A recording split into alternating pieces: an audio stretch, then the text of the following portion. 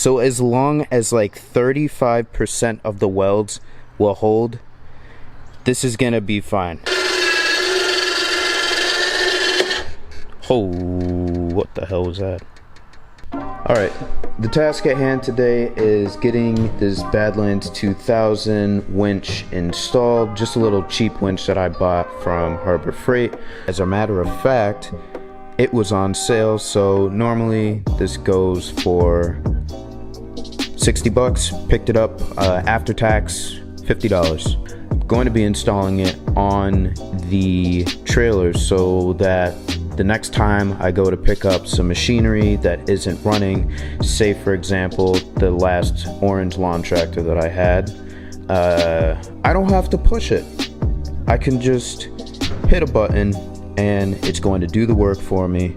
Work smarter, not harder. I'm going to see how cheaply I can possibly put this winch on my trailer.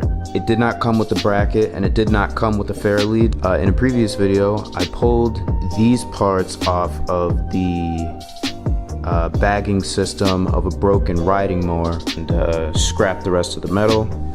But all of this metal is 3/16 or quarter inch thick. All of the metal on the frame of the winch is also the same thickness. We're gonna get this stuff cut up and mocked up and install a bracket, get this winch going. So yeah, let's hit it. Alright, so here's the setup.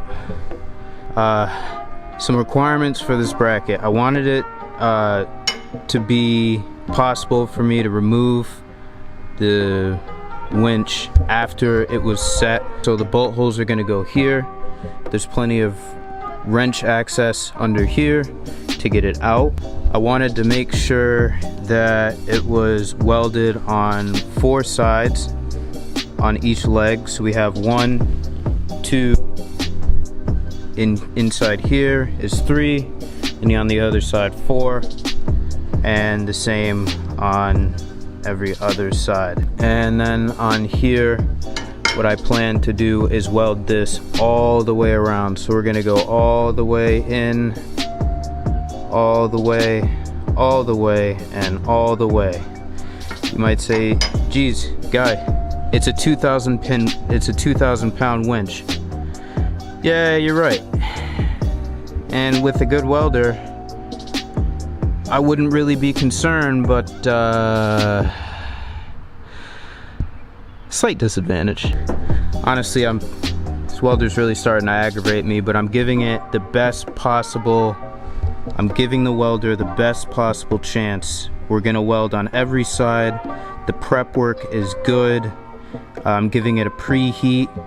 I just changed the nozzle and I got rid of the Harbor Freight welding wire and changed it out for some Lincoln Inner Shield NR211. You know what?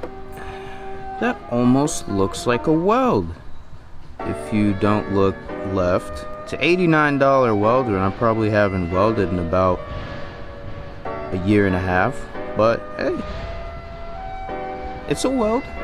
I anticipated that this was going to be what it is. I'll just keep an eye on it, but I really don't think this is going anywhere. Clean up this area, polish it, make it nice and shiny, give it a preheat with the torch, weld it on there. We'll get back. I'm not the most experienced welder, but I mean, when I can see what I'm doing, it doesn't look too bad. You can see that the heat did get into the metal on both sides at least a few times, but that's okay because I welded the absolute crap out of this thing. So as long as like 35% of the welds will hold, this is gonna be fine. Let's get the holes drilled in it and then we can get the winch installed, test it out, see if it's gonna break off. So we got the winch installed, doing a little test here. We have a John Deere tractor, weighs about 700 pounds, with the brakes engaged, connected to 4-foot by 8-foot trailer, strapped to a tree.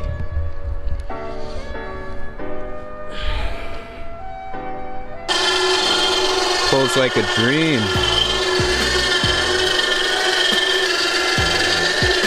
There you go. Good for 2,000 pounds.